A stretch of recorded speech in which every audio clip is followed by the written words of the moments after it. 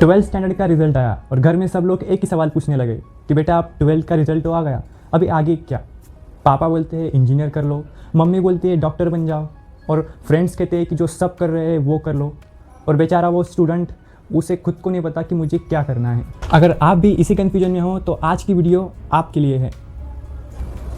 नमस्कार दोस्तों, मैं हूं आपका उमेश भैया और आप देख रहे हैं EW करियर गाइडेंस।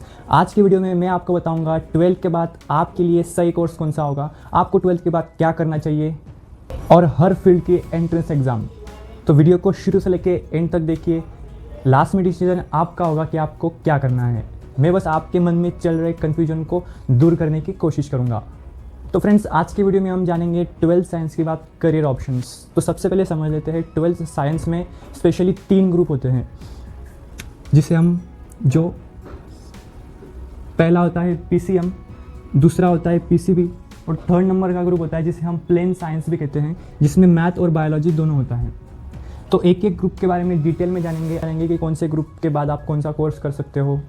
तो वीडियो को शुरू से लेकर एंड तक वीडियो पर बने रहिए। तो फ्रेंड्स, PCM ग्रुप में सबसे पॉपुलर करियर ऑप्शन होता है वो है इंजीनियरिंग। ये सबसे पॉपुलर करियर ऑप्शंस होता है। आप बहुत सारे फील्ड से उसमें इंजीनियरिंग कर सकते हैं। इंजीनियरिंग 4 साल की होती है। आप किसी भी फील्ड में इंजीनियरिंग कर सकते हो और इंजीनियर बन सकते हो। इंजीनियरिंग में एडमिशन के लिए आपको एंट्रेंस एग्ज़ाम देनी होती है।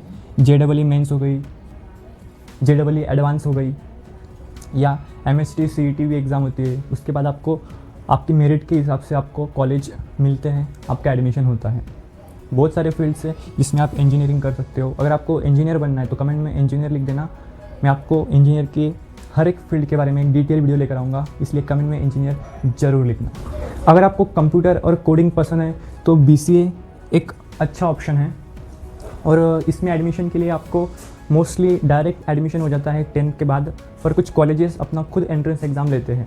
अगर आप में डिसिप्लिन है और आप देश की सेवा करना चाहते हो तो थर्ड नंबर का ऑप्शन है हमारा NDA की एग्ज़ाम। NDA के थ्रू आप आर्मी ज्वाइन कर सकते हो, नेवी में ज्वाइन कर सकते हो, एयरफोर्स में जा सकते हो। NDA एक एग्ज़ाम है। ये एग्ज़ाम क्रैक होने के बाद आपकी फ़िज़िकल टेस्ट होती है, मेडिकल टेस्ट होती है। ये भी एक बेस्ट करियर ऑप्शन है। तो अभी हम बात करते हैं PCB ग्रुप की। तो PCB ग्रुप में सबसे पॉपुलर करियर होता है MBBS का, मतलब डॉक्टर का। आपने अगर PCB ग्रुप लिया है तो आप डॉक्टर बन सकते हो। आपको डॉक्टर बनने के लिए, MBBS डॉक्टर बनने के लिए आपको एक एग्ज़ाम देनी पड़ती है, वो है नीट की। ये एंट्रेंस एग्ज़ाम आप आफ्टर 12th दे सकते हो। 12th का ही सिलेबस होता है, फिजिक्स, केमिस्ट्री, बायोलॉजी। ये एग्ज़ाम क्रैक करने के बाद आपको मेडिकल कॉलेज में आपका एडमिशन होता है मेरिट बेस पर। और MBBS का 5.5 साल का कोर्स होता है। उसके बाद आप डॉक्टर बनते हो। मेरा एक फ्रेंड है जिसने भी 12th के बाद नीट की एग्ज़ाम दी थी, पर उसकी फर्स्ट अटेम्प्ट में उसका नीट क्लियर नहीं हुआ, सेकंड अटेम्प्ट में भी उसका नीट क्लियर नहीं हुआ, पर उसने हार नहीं मानी और थर्ड अटेम्प्ट में फाइनली उसको 618 मार्क्स मिले और आज उसका एक अच्छे MBBS कॉलेज में सिलेक्शन हो गया। वो कहते हैं ना, अगर किसी चीज़ को दिल से चाहो तो पूरी कायनात उसे तुमसे मिलाने की कोशिश में लग जाते हैं। इसी तरह अगर आपका भी सपना है डॉक्टर बनना तो नीट की प्रिपरेशन स्टार्ट कर दीजिए। अगर आपको अच्छे मार्क्स आ गए नीट में तो आपका एडमिशन MBBS कोर्स में हो जाएगा। PCB ग्रुप के लिए सेकंड नंबर का करियर ऑप्शन होता है जो बेस्ट है, वो है B Pharmacy। ये 4 साल का कोर्स होता है आफ्टर 12th, और B Pharmacy में एडमिशन के लिए आपको MHT CET एंट्रेंस एग्ज़ाम देनी होती है। इसके मेरिट के आधार पर आपको B Pharmacy में एडमिशन मिलता है और ये 4 साल का कोर्स होता है। और B Pharmacy के बाद आप खुद का मेडिकल स्टोर डाल सकते हो या फिर फार्मा कंपनी में आपको जॉब पा सकते हो।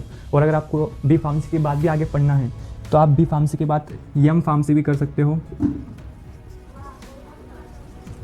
M Pharmacy भी कर सकते हो। ये 2 साल का होता है। ग्रेजुएशन के बाद M Pharmacy 2 साल का होता है।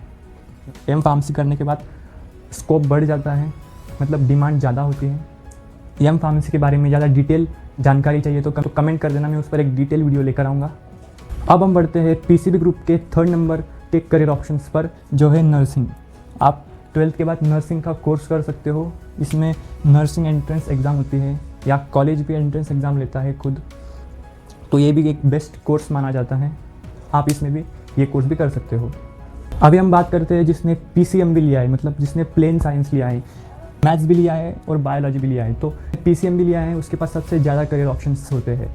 वो इंजीनियर भी बन सकता है, मेडिकल फील्ड में भी जा सकता है, वो बीएससी भी कर सकता है, फार्मेसी भी कर सकता है, बीसीए भी कर सकता है। यहाँ पर मैंने आपको जितने भी कोर्स बताए वो डिमांडेड और पॉपुलर कोर्स थे। ऐसे बहुत सारे कोर्स हैं, आपको जो कोर्स के बारे में भी डिटेल इन्फॉर्मेशन चाहिए आप मुझे कमेंट कर देना, मैं उस पर एक डिटेल वीडियो लेकर आऊँगा।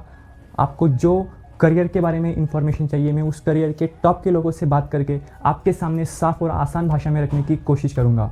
मुझे एक कमेंट आया था कि सर हमने 12th में साइंस लिए है तो क्या हम गवर्नमेंट जॉब की तैयारी कर सकते हैं क्या? तो बिल्कुल कर सकते हो। अगर आपने 12th में साइंस लिए, आप किसी भी ग्रुप से आपने आपकी 12th कंप्लीट की, चाहे वो पीसीबी हो, पीसीएमबी हो या पीसीएम हो, तो भी आप गवर्नमेंट जॉब्स की प्रिपरेशन कर सकते हो।